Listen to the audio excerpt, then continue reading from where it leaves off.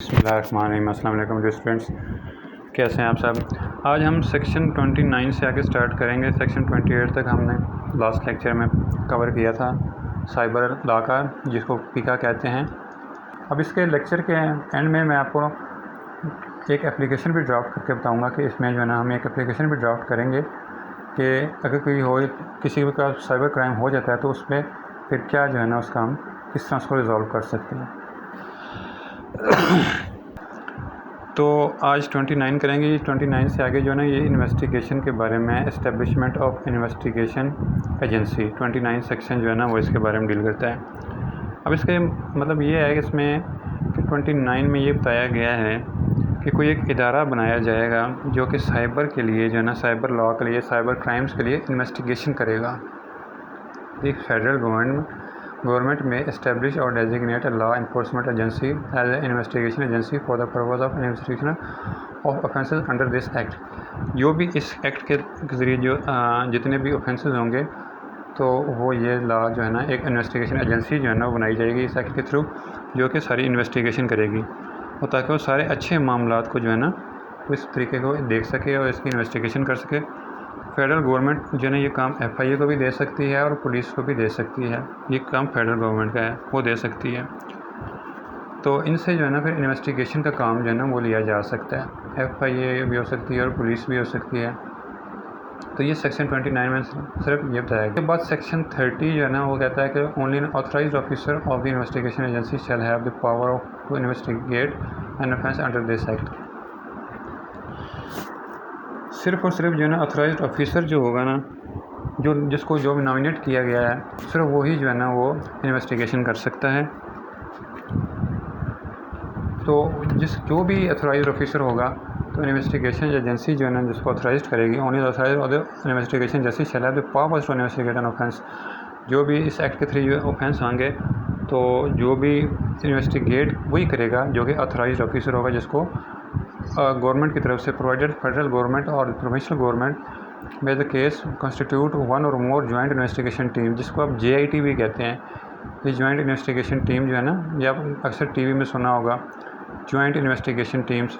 तो गवर्नमेंट जो है ना वो प्रोविंशियल गवर्नमेंट और फेडरल गवर्नमेंट जो है ना वो जॉइंट इन्वेस्टिगेशन टीम जो है ना वो भी बना सकती है। जॉइंट इन्वेस्टिगेशन टीम जो ये होती है कि डिफरेंट डिपार्टमेंट्स के लॉ काउंसिल एजेंसीज जो है ना उनमें से कुछ लोग इकट्ठे करके एक इकट्ठी जो है ना FIA से हो गया, इस तरह से आर्मी, मिलिट्री आर्मी, MI के हो गए, कुछ लोग हो गए, इस तरह से पूरी different organisation law enforcement agencies जो है ना उनमें से लोग जो बहुत ही काबिल होते हैं उनमें से वो इकट्ठे किए जाते हैं और उसके बाद वो सारे जो है ना एक इन्वेस्टिगेशन करते हैं मिलके, उसको कहते हैं जॉइंट इन्वेस्टिगेशन टीम।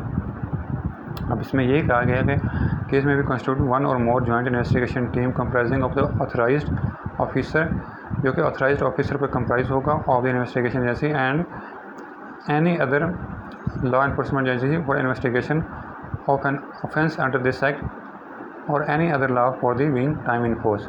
ठीक है, तो इसमें मतलब यही कहा गया कि जो भी ऑथराइज्ड ऑफिसर होगा वो इन्वेस्टिगेशन करेगा और फेडरल गवर्नमेंट और प्रोविंशियल गवर्नमेंट जो है ना वो JIT भी बना सकती हैं, जॉइंट इन्वेस्टिगेशन टीम भी बना सकती हैं। उसके बाद 31 जो है ना वो सेक्शन कहता है कि if an authorized officer is satisfied that the specific data stored in any information system by means of the information system reasonably required for the purpose of the criminal investigation, there is risk vulnerability that the data may be modified, lost, destroyed or rendered inaccessible the authorized officer may। तो authorized officer जो है ना जब ये data को ज़ाया होने को ख़तरा हो, कोई कंप्यूटर का मतलब डर हो कि कोई बंदा डाटा डिलीट कर देगा, कंप्यूटर ख़राब कर देगा, लैपटॉप ख़राब कर देगा और डाटा को ख़राब कर देगा, तो ऑथराइज्ड ऑफिसर जो है ना वो लैपटॉप, PC, मोबाइल जो चीज़ भी कब्ज़े में लेना चाहे वो ले सकता है कब्ज़े में। ठीक है, जब उसको डर हो के सोर्स में से जो है ना इसको रिकवरी जो है ना मुश्किल हो जाएगी, बाद में जो भी हमारे पास डाटा है उसकी चीज़ों की रिकवरी मुश्किल हो जाएगी, तो वो कब्ज़े में लिया जा सकता है। तो वो ऑथराइज्ड ऑफिसर जो है ना वो उसको कब्ज़े में ले सकता है। उसके बाद 32 क्या कहते हैं, रिटेंशन ऑफ ट्रैफिक डेटा। इस service provider share with in the existence existing or required technical capability retain its specific traffic data for minimum period of 1 year। अब जितनी भी सेलुलर पीरियड कंपनियां जो हैं वो 1 साल तक जो है ना अपना डाटा वो सेव रखेंगी अपने पास, 1 साल तक डाटा रखेंगी ताकि ज़रूरत के वक्त जो है ना CDR जब निकलवाई जाए तो वो आराम से जो है ना वो डाटा प्रोवाइड कर सके। किसी क्रिमिनल केस में CDR निकाली जाती है, कॉल डाटा रिकॉर्ड कहते हैं CDR को। जब भी कोई किसी क्रिमिनल केस में हो तो जैसे किसी ने कत्ल कर दिया तो उसकी CDR निकलवाएंगे, उसका कनेक्शन देखते हैं कि इस बंदे की जो पकड़ा गया है, इस बंदे का उस मरने वाले के साथ कोई कॉल पे रिकॉर्ड कोई बात होती थी, कोई इसका लिंक निकलता है कि नहीं निकलता। तो वो CDR जो निकालते हैं वो निकाली जाती है, इन्वेस्टिगेशन टीम निकालती है। तो कोई सारी जो है ना वो 1 साल तक जो है ना वो ट्रैफिक डाटा जो है ना वो सेलुलर कंपनीज उसको सेव रखेंगी अपने पास। ये सारे मर्डर वगैरह इस तरह चोरी डकैती मर्डर में ना ये सारी चीज़ें बहुत अहमियत की हामिल होती हैं। चोरी डकैती और मर्डर वगैरह में ना ये कॉल डाटा रिकॉर्ड निकलवा के सोर्स तक पहुंचा जा सकता है ईज़िली। तो इसलिए जो है ना ये 1 साल तक जो है ना वो जितनी भी cellular company Jazz mobile Inc, Jazz हो गया, यूफोन हो गया, इस तरह जितनी भी हैं ये सारी जो है 1 साल तक अपना डाटा वो रखेंगी। उसके बाद आता है सेक्शन 33 सर्च फॉर वारंट और सीजर। अब इसमें यह है कि upon an application by an authorised officer that demonstrate to the satisfaction of the court that there exist reasonable ground for believe that there may be in specified place in information system data device or otherwise may reasonably be required the purpose of the criminal investigation or criminal proceeding which may be material as evidence in providing a specially identify offense under this act। अब इसमें यह है कि short मैं आपको बता देता हूँ कि वारंट के ज़रिए भी सर्च किया जा सकता है। अगर डाटा का डिलीट हो, अगर डाटा का डिलीट होने का भी डर हो तो फिर उसको अरेस्ट विदाउट वारंट भी किया जा सकता है। वारंट फॉर सर्च और सीजर, किसी को सर्च करना हो तो वारंट के ज़रिए जो है ना उसका सर्च किया जा सकता है। लेकिन अगर डाटा को जो है ना नुकसान पहुंचने का खतरा हो, सर्च विदाउट वारंट भी जो है ना वो किया जा सकता है। ठीक है, तो इसमें जो है ना सेक्शन जो है ना 33 काफ़ी लंबा सेक्शन था जिसको मैं समराइज़ करके मैं आपको बता दिया। अच्छा, इसमें 34 ये कह रहा है कि upon any application by an authorised officer that demonstrate to satisfaction court that there exist reasonable ground believe that content data stored in an information system is reasonably required for the purpose of criminal investigation or criminal proceeding with respect of an offence made under this act. Court may, after recording reasons, order that the person in control of the data or information system to provide such data or access to such data to authorized officer। अगर किसी भी team को लगे, काफ़ी criminal जो है investigation team को information जो भी इन्वेस्टिगेशन कर रहा है उसको ये लगे कि किसी शख्स के पास है वो डाटा है, कोई CDR है, कोई हार्ड डिस्क कुछ भी है डाटा है तो वो हमें ज़रूरत है, तो कोर्ट ऑर्डर कर सकती है। तो कोर्ट में आफ्टर रिकॉर्डिंग रीजंस उनको रीज़न बताई जाएंगी कि that the person in control, उसके पास डाटा जो है इन्फॉर्मेशन सिस्टम इन्फॉर्मेशन है और इन्फॉर्मेशन सिस्टम है, डाटा है to provide such data access such that authorised officer, तो वो ऑथराइज्ड ऑफिसर को दे ताकि जो है ना वो हम उसको एक्सेस करके और उसको जो है ना हम इन्वेस्टिगेट कर सकें इसको easily. The period for warrant issued may be extended beyond 7 days, और ये 7 days जो है ना इसका पीरियड ऑफ वारंट जो है ना वो होगा। If an application code authorises an extension for the further period time, तो फर्दर पीरियड चाहिए तो एक्सटेंशन भी उसकी ली जा सकती है। ठीक है, तो इसमें अब यही कहा गया कि warrant for disclosure of content data, किसी को कंटेंट डाटा चाहिए ऑथराइज्ड ऑफिसर को तो वो वारंट ले सकता है कोर्ट के ज़रिए कि हमें फ़लाने बंदे से जो है ना वो कंटेंट डाटा चाहिए तो आप हमें इजाज़त दे दें, तो वो आप रीज़न रिकॉर्ड करवा देंगे। After recording reason order that the person in control content and information system to provide such data, तो वो प्रोवाइड सच डाटा और एक्सेस कर देगा ऑथराइज्ड ऑफिसर को। ठीक है, उसके बाद 35 सेक्शन ये कहता है कि subject to provision of this act authorised officer shall have power to access and impact the operation. अब ये सारी पावर्स दी गई हैं जो है ना ऑथराइज्ड ऑफिसर के पास जो है ना कि वो कौन कौन सी पावर्स हैं उसके पास। किसी भी शख्स को बुला सकता है, और इसमें आपको मैं समराइज़ करके बताता हूँ कि ऑथराइज्ड ऑफिसर जो है ना वो किसी शख्स को बुला सकता है कि वो हमारे पास आए और पासवर्ड लगा के दे कि हमने जो डाटा रिट्रीव करना है, हमने डाटा निकालना है, कुछ इस तरह का कुछ भी अगर सिचुएशन है, कोई डाटा एक्सेस करनी है, किसी भी डाटा को एक्सेस कर सकते हैं। और इन सब लोगों के पास ये पावर होती है कि वो लोकेशन को भी ट्रेस कर सकते हैं, फेसबुक, ट्विटर और इस तरह की सारी चीज़ों को वो मॉनिटर कर सकते हैं।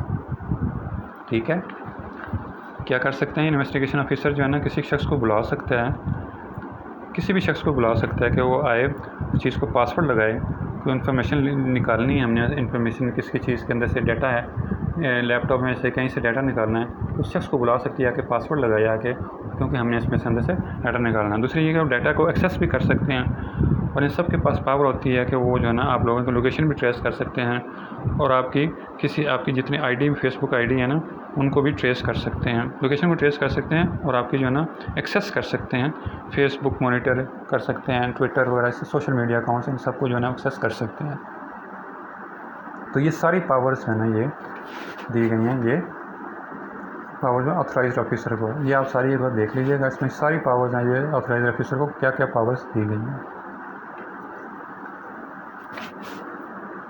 उसके बाद सेक्शन 36 कहता है डीलिंग विद सीज डेटा और इंफॉर्मेशन सिस्टम। अभी सेक्शन 36 जो है ना वो हम देखते हैं। जब भी कोई इन्वेस्टिगेशन ऑफिसर जो होता है ना, अभी इसमें ये बताया गया है, कोई भी आईओ ऑफिसर जो होता है, इन्वेस्टिगेशन ऑफिसर जो है ना, वो चीज़ें कब्ज़े में लेता है तो एक लिस्ट बनाएगा। क्या करेगा, इफ़ एनी डाटा और information system has been seized, उसने कुछ चीज़ कब्ज़े में ली है, सर्च और सीजर अंडर सेक्ट the authorised officer who undertook this search और seizure shall at the time of seizure make a list, वो लिस्ट बनाएगा और उसकी एक कॉपी अपने पास सेव रखेगा और कोर्ट को बताएगा ये कि ये उसने चीज़ें सारी पकड़ी हैं। एक कॉपी वो अपने पास रखेगा और एक कॉपी जो है ना वो कोर्ट को दे देगा कि उसने ये सारी चीज़ें अपने कब्ज़े में ली हैं और ये चीज़ें हम जो है ना बरामद की हैं। Give copy to that list, एक कॉपी देगा ऑफ प्रेमिसेस, ये चीज़ें हमने सारी पकड़ी गई हैं, और एक कॉपी खुद रखेगा और कोर्ट को बताएगा कि ये सारी चीज़ें हमने कब्ज़े में ले ली हैं इससे।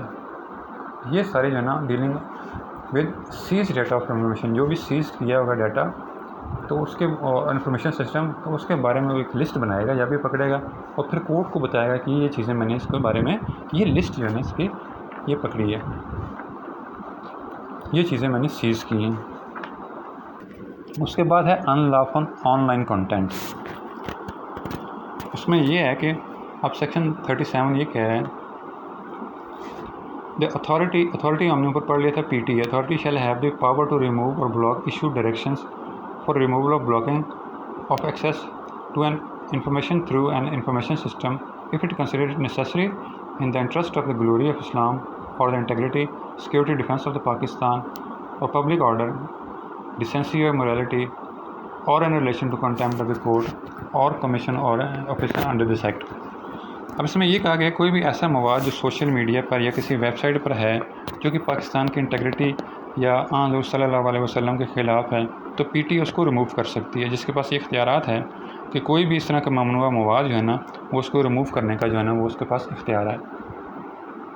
कोई भी डिफेंस से रिलेटेड, इस्लाम से, इंटेग्रिटी ऑफ इस्लाम से related, security defence Pakistan, public order से रिलेटेड कोई चीज़ है और मोरालिटी से कोई इस तरह का कंटेंट है कोई जो मोरालिटी से रिलेटेड है, और इस तरह से जितनी भी चीज़ें जो है ना वो पीटीए के पास अथॉरिटी है। जब भी उसको कहीं नज़र आए सोशल मीडिया पर या किसी वेबसाइट पे तो वो उसको रिमूव करने का उसके पास इख्तियार है पीटीए को। सेक्शन 38 कहता है limitation of liability of service provider, no service provider shall be civil criminal liability unless it is established that the service provider had specific actual knowledge wilful intent to protective और positively participate. अब ये है जैसे कोई किसी ने content डाला है कोई वेबसाइट पे, अब किसी ने कोई कंटेंट डाला है वेबसाइट पे तो जो भी सर्विस प्रोवाइडर होगा वो उसका ज़िम्मेदार नहीं होगा। ठीक है, सर्विस प्रोवाइडर जो भी इंटरनेट सर्विस प्रोवाइडर है जिसकी वो सर्विसेज यूज़ कर रहा है, कोई वेबसाइट पे कोई कंटेंट डालता है तो वो जो है उसका ज़िम्मेदार नहीं होगा जब तक कि उसको कोई प्रूफ ना मिल जाए कि वाकई इनका तो आपस में कोई लिंक है, तब तक वो ज़िम्मेदार नहीं। जब प्रूफ मिल गया तो फिर वो ज़िम्मेदार होगा। तो 38 ये कह रहा था जब भी कोई सर्विस प्रोवाइडर है उसकी सर्विसेज को यूज़ करते हुए कोई वेबसाइट पे या कोई सोशल मीडिया पे वो कंटेंट अपलोड कर देता है कि जो कि हमने ऊपर पढ़ा है कि इंटेग्रिटी से रिलेटेड है, इस्लाम की और पाकिस्तान के डिफेंस से रिलेटेड है, कोई मोरालिटी से रिलेटेड है, तो सर्विस प्रोवाइडर उसके ज़िम्मेदार नहीं होगा जब तक कि उसका जो है ना विलफुल इंटेंट जो है ना वो सामने ना आ जाए कि प्रोएक्टिवली पॉजिटिवली उसने पार्टिसिपेट किया है इसने, तब तक वो ज़िम्मेदार नहीं है। वरना तब वो ज़िम्मेदार होगा अगर उसने पॉजिटिवली पार्टिसिपेट किया, उसका कोई लिंक डेवलप हो जाता है, तो वरना वो जो है ना सर्विस प्रोवाइडर जो है ना उसकी ज़िम्मेदार नहीं होगी। उसके बाद सेक्शन 39 कहता है real time collection and recording of information. If a court is satisfied on the basis of information furnished by an authorised officer that there are reasonable grounds to believe that the content of any information is reasonably required for the purpose of specific criminal investigation, the court may order with respect of information held by passing through the service provider to designate agency notified under the investigation। ठीक है, अब इसमें ये कहा गया है किसी भी रियल टाइम, अब रियल टाइम जो है ना रिकॉर्डिंग ऑफ एविडेंस या रिकॉर्डिंग ऑफ इंफॉर्मेशन जो होता है कलेक्शन ऑफ होती है, तो देखते हैं आप कि रियल टाइम में अगर देखते हैं कि अगवा होता है, पुलिस तफ्तीश शुरू करती है तो उसकी कॉल आ रही होती है, तो उसकी रियल टाइम का मतलब ये था कि जब कॉल आ रही होती है तो उस वक्त हम उसको ट्रेस कर रहे होते हैं, पुलिस वाले जो है ना उसको ट्रेस कर रहे होते हैं, उसकी सारी गुफ्तगू को ट्रेस कर रहे होते हैं, उसकी लोकेशन को ट्रेस कर रहे होते हैं, किस टाइम ये कहाँ से कॉल आ रही है, और उसकी सारी कॉल को ट्रेस कर रहे थे। इसको रियल टाइम जो है ना रिकॉर्डिंग ऑफ इंफॉर्मेशन कहते हैं। तो इस तरह का ये काम किया जा सकता है, किसी भी कंपनी को एक्सेस है कि बाद में ये काम किया जा सकता है, और ये ऑथराइज्ड ऑफिसर जो होगा वो ये सारा काम जो है ना वो करेगा। जैसे कोई अगवा हो जाता है तो उसको कॉल आती है किसी ने किडनैप कर लिया किसी पर्सन को, तो उसकी कॉल आती है, तो पुलिस जो है ना रियल टाइम जो है ना रिकॉर्डिंग ऑफ इंफॉर्मेशन जो है ना वो करती है। तो ये काम जो है ना ये ऑथराइज्ड ऑफिसर जो है ना वो कर सकता है, तो उसके ज़रिए जो है ना ये काम किया जा सकता है। जो भी ऑथराइज्ड ऑफिसर होगा वो ये सारा काम जो है ना ये सारा अंजाम देगा, और ये सारा काम उसको पाए तकमील तक, इस सारे काम को वो पाए तकमील तक पहुंचाएगा। ठीक है, अब इसके आगे 40 कहता है कि फोरेंसिक लैब बनाई जाएगी जो कि सारा कुछ चेक करेगी कि पिक्चर्स जो है ना ये सारी पिक्चर्स, ये वीडियोस जो है ना ये रियल हैं या फेक हैं। आप देखते होंगे अक्सर किसी के मुंह पे किसी की बॉडी पे किसी का मुंह लगा के उसको ब्लैकमेल करते हैं। तो जैसी पिक्चर इस तरह की वीडियोस भी होती हैं, पिक्चर्स भी होती हैं। The federal government shall establish designate of forensic laboratory, वो फोरेंसिक लेबॉर्ट्री जो है ना वो डेजिग्नेट बनाएगी, एस्टैब्लिश करेगी, independent of the investigation agency to provide expert opinion, expert opinion देंगे before the court for the benefit of the investigation agency in relation to electronic evidence. तो ये सारी जो है ना एक काम करने के लिए फोरेंसिक लैब बनाई जाएगी जो कि साबित करेगी कि पिक्चर जेन्युइन है या फेक है।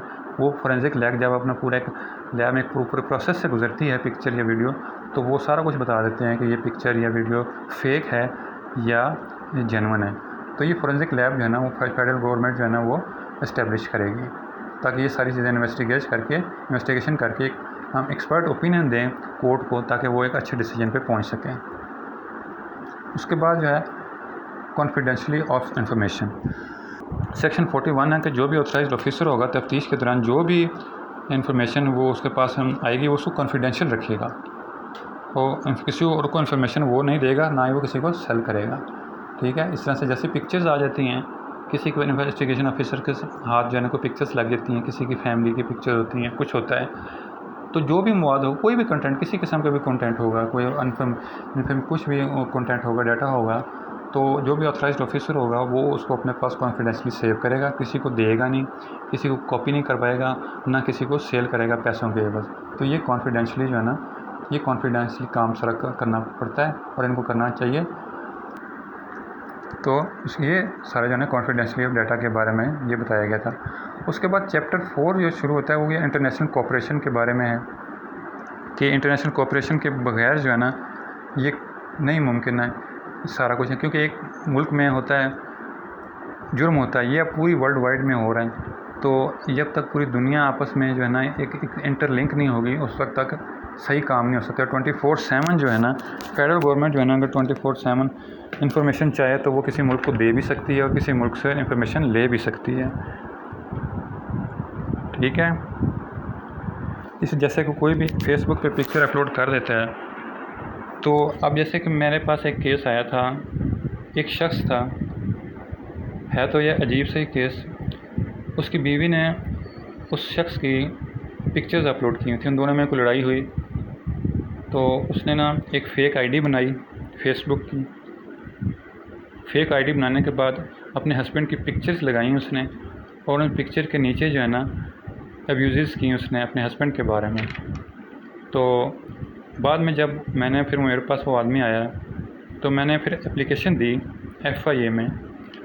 FIA के फिर जो था डिप्टी इंस्पेक्टर, सब इंस्पेक्टर था जो, उन्होंने फिर जो है ना हमें टाइम दिया कि हम ना फेसबुक से इजाज़त लेंगे, वो सारा कुछ हमें अलाउ करेगा, तो उसके बाद जो है हम आपको एड्रेस वगैरह सारा कुछ ट्रेस करके दे देंगे। तो इसमें काफ़ी टाइम, 1 महीने का उन्होंने टाइम कहा था। तो 1 महीने के बाद उन्होंने फेसबुक से इजाज़त लेके सारा कुछ लोकेशन ट्रेस करके हमें एड्रेस बता दिया, क्योंकि वो शख्स जो था वो कंफर्म नहीं था कि ये उसकी वाइफ ही है या कोई और कर रहा है। लेकिन जब एड्रेस निकल आया तो फिर उसके पास उसको कंफर्म हो गया कि ये इसकी वाइफ है। उसके बाद वो जाने और उसकी बीवी जाने, मैंने फिर उससे नहीं पूछा कि उन दोनों में क्या गुजरी, इन्वेस्टिगेशन करके मैंने फिर खैर उसको दे दी थी। ये सारा प्रोसीजर होता है। ये सारा जो है ना इंटरनेशनल जो है ना कोऑपरेशन के बगैर जो है ना ये मुमकिन नहीं होता। ठीक है, तो ये इंटरनेशनल कोऑपरेशन होता है। एग्जांपल से मैंने आपको समझा दिया। तो ये इंटरनेशनल कोऑपरेशन जो है ना तभी हो सकता है, वो सारा कुछ जो है ना वो एड्रेस वगैरह सारा कुछ निकाल के वो दे देते हैं। इस तरह से अगर किसी बाहर की कंट्री को पाकिस्तान से कोई इन्फॉर्मेशन चाहिए होगी तो पाकिस्तान वाले फिर वो इन्फॉर्मेशन देंगे। तो जो भी है ना ये सारा इंटरनेशनल कोऑपरेशन के बगैर जो है ना ये मुमकिन नहीं होता। उसके बाद सेक्शन 43 है। अब इसमें यह बताया गया है कि all offences under this act except the offences under section 10, 11, 22 and abatement thereof non-cognizable shall be non-cognizable, bailable and compoundable। अब इसमें कहा गया 10, 20, 10, 21 और 22 हर कॉग्निजेबल है। 10 जो था वो साइबर टेररिज्म के बारे में था, 21 जो था वो मोडेस्टी के बारे में था, और 22 जो था वो चाइल्ड पोर्नोग्राफी में था। ये सारे जो है ना कॉग्निजेबल हैं। इसके अलावा बाकी सारे जितने भी हैं ना वो सारे कंपाउंडेबल और नॉन कॉग्निजेबल ऑफेंस हैं। ठीक है, ये 3 जो है ना ये कॉग्निजेबल ऑफेंसेस हैं। Under this section 10, 11, 22 amendment there shall be non bailable, non compoundable and cognizable by the investigation agency.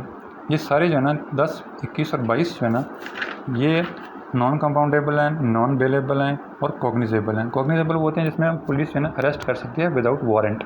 ठीक है, अब उसके बाद आता है section 44 cognizance and trial of offences। The federal government and institution of the Chief Justice of the respective High Court shall designate a presiding officer of the court to try offences under this act at such places as deemed necessary। The federal government shall institution the Chief Justice of Pakistan, Justice of respective High Court arrange for special training for the presiding officers। उनके लिए special presiding officers के लिए training जो है ना वो की जाएगी। जजेस के लिए ट्रेनिंग की जाएगी कि वो इन सारी चीज़ों को जो है ना वो देख सकें। और उसके बाद prosecution and trial of the offences under this act committed by the minor shall be conducted under juvenile. जो 18 साल से कम जो बच्चा है किसी ने काम किया तो सारा वो JJSO में जाएगा। तो वो सारी जो है ना जुवेनाइल जस्टिस सिस्टम में जाएगा। छोटे अगर इसके 18 साल से कम और माइनर ने काम किया, जजेस के लिए जो है वो अच्छी ट्रेनिंग की जाएगी ताकि वो सारे डाटा जो है ना जितने भी लेटेस्ट टेक्नोलॉजीज़ हैं उसके बारे में वो समझ सकें। और जुवेनाइल जस्टिस सिस्टम जो है ना वो कोई 18 साल से कम उम्र का बच्चा जो है ना अगर कोई जुर्म करता है तो उसको JJSO में भेजा जाएगा। उसके बाद सेक्शन जो है ना 45 कह रहा है order for payment of compensation.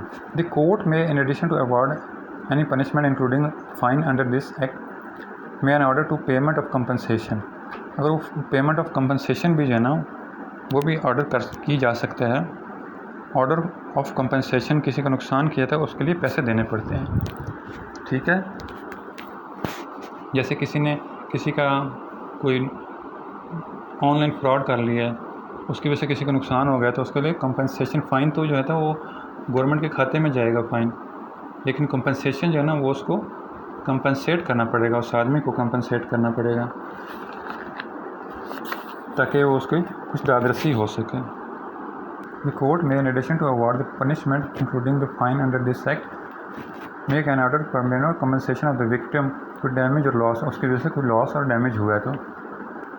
उसके बाद सेक्शन जो है ना 46 ये कहता है appointment of amicus curiae and seeking expert knowledge. किसी भी मैटर के लिए एक्सपर्ट नॉलेज जो है ना वो ली जा सकती है। कोर्ट में अपॉइंट एमिकस क्यूरी और seek independent expert opinion for any matter connected with the case pending before it. किसी भी केस के बारे में जो है ना कोर्ट ने अगर कोई ओपिनियन लेनी है तो वो कंसर्न एक्सपर्ट ओपिनियन जो है ना वो ले सकती है किसी से। अब इसकी अपील जो है ना, अपील का क्या प्रोसीजर है, अगर केस वही जब सारे चलता है, जैसे अगर केस मजिस्ट्रेट ने सुना है तो अपील जो है ना वो सेशन में जाएगी, अगर सेशन ने सुना तो अपील हाई कोर्ट में जाएगी, इसी तरह से फिर आगे जाएगी केस। तो ये जो है ना अपील का प्रोसेस है। An appeal against the final judgement order court shall within the 30 days from the date of provisions of the copy high court concern against such judgement and order pass by the court sessions. तो इसी तरह से ये जो है ना magistrate से session और सेशन से फिर ये हाई कोर्ट में जो है ना ये अपील्स जाएंगी इसकी। उसके बाद याद है प्रिवेंटिव मेजर्स कि क्या क्या प्रिवेंटिव मेजर्स क्या किए जा सकते हैं इन सारे क्राइम से बचने के लिए। अब इसमें से एक प्रिवेंटिव मेजर जो है ना मैं आपको बता देता हूँ कि अक्सर आपने देखा होगा हम जब फेसबुक कोई भी ईमेल बनाते हैं, हम आईडी बनाते हैं तो वो हमें कहता है कि आप अपना पासवर्ड जो है ना वो बहुत स्ट्रॉन्ग रखें,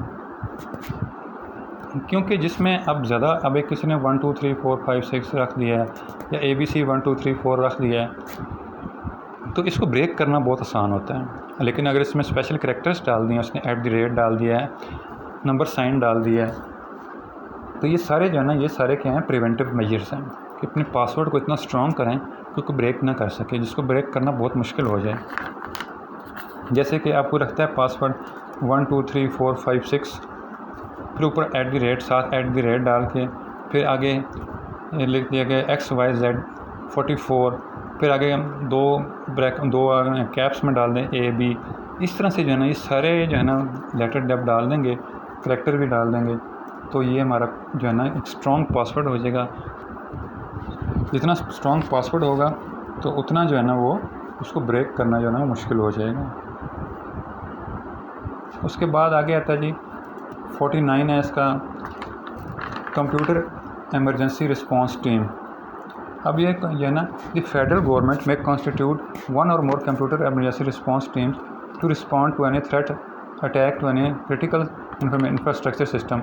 अब जैसे कोई डिफेंस सिस्टम है, इसके लिए हर वक्त जो है ना एक एमरजेंसी रिस्पांस टीम जो है ना वो मौजूद होती है, क्योंकि ये पूरा डिफेंस सिस्टम है, क्योंकि हमारे पास एटॉमिक सिस्टम है। अगर ये ऐसे किसी के हाथ लग जाए तो कितना नुकसान हो सकता है। इसलिए इस तरह के जितने भी क्रिटिकल सिस्टम होते हैं उस वक्त उसमें उसके लिए बैंकिंग के लिए एक एमरजेंसी जो है ना रिस्पांस टीम जो है ना वो हर वक्त मौजूद रहती है, ताकि जैसे ही कोई थ्रेट मौसूल हो तो उसको फ़ौरन जो है ना वो रिमूव किया जा सके। वो सारा वो हर वक्त बैठ के 24/7 जो है ना वो उसको मॉनिटर करती रहती है। कोई भी वेबसाइट को हैक कर लेता है, तो जैसे कि HEC को वेबसाइट को कोई हैक कर लेता है तो उसको रिकवर किया जा सकता है, जल्दी से जल्दी रिकवर किया जा सकता है कि ज़्यादा कम से कम नुकसान हो। तो ये जो है ना एक कंप्यूटर जो है ना ये एक फेडरल जो है ना गवर्नमेंट जो है ना वो में कंस्टिट्यूट कर सकती है federal computer emergency response team, ताकि वो एक सारी चीज़ों को मॉनिटर करे, रिकवर करे। अगर कोई थ्रेट आ जाता है तो उसको रिकवर करके सारी जो है ना उसको बहाल कर सके।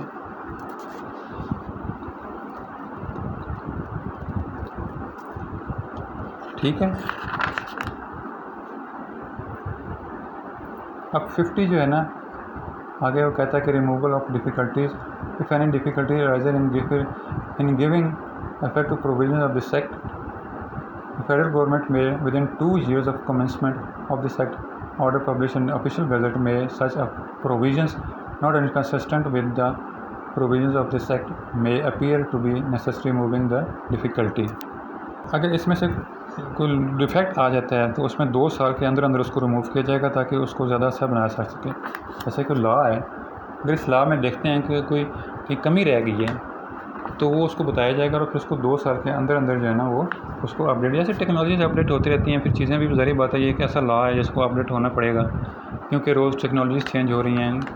तो अब कोई भी नई चीज़ आ जाती है, कोई नई तरीका आ जाता है हैकिंग का, वो या कुछ भी आ जाता है जो इस लॉ में नहीं दिया गया, तो उसको अपडेट किया जाएगा, 2 साल के बताया जाएगा, पार्लियामेंट को बताया जाएगा, रिपोर्ट किया जाएगा पार्लियामेंट को, तो पार्लियामेंट जो है ना फिर उसको रिमूव करेगी। If any difficulty rise in giving to provision this act, federal government may within 2 years commencement with this act order published in official gazette makes such provisions not inconsistent with the provisions of this act may appear to be necessary removing the difficulty, उसको remove करेगी difficulty को, और report to the parliament designated or established under this act 2029 submit a half yearly report to both houses.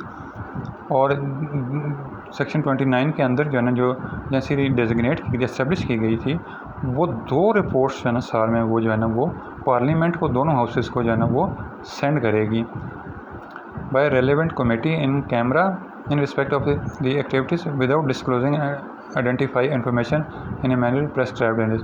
तो वो साल में 2 reports जो है ना वो सेंड करेगी दोनों हाउसेस को। ठीक है, अब इसके बाद जो है ना मैं आपको अब एक बताता हूँ कि जब किसी के साथ कोई हो जाता है, इस तरह से कोई मिसहैप हो जाता है, तो वो क्या करेगा।